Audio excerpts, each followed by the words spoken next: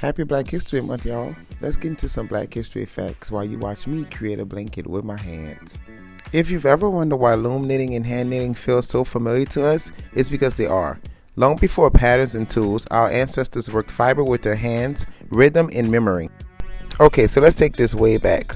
Looms existed in West Africa long before America. Across West Africa, strip looms, ground looms, and frame looms were widely used centuries before enslavement. These looms required hand tension, repetitive motion, pattern memory, and rhythm, not written patterns.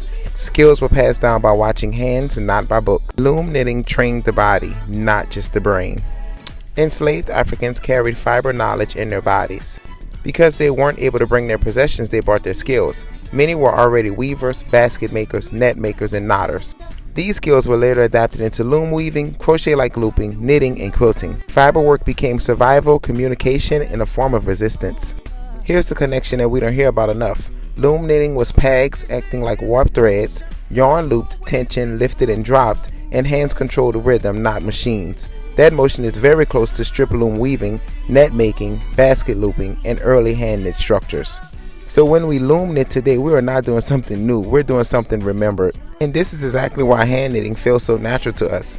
Muscle memory lives deeper than the history books. Repetitive hand movements are stored in the body, not just in the mind.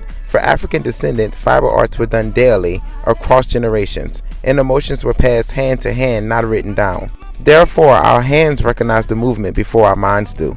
Just think, before needles, hooks, or machines, people were looping with their fingers. Hand knitting removes the tool barrier and returns fiber work to touch, tension, and rhythm. That's why to many, hand knitting feels grounding, instinctive, and emotional. It's not just crafting, it's the ancestral regulation of our nervous systems.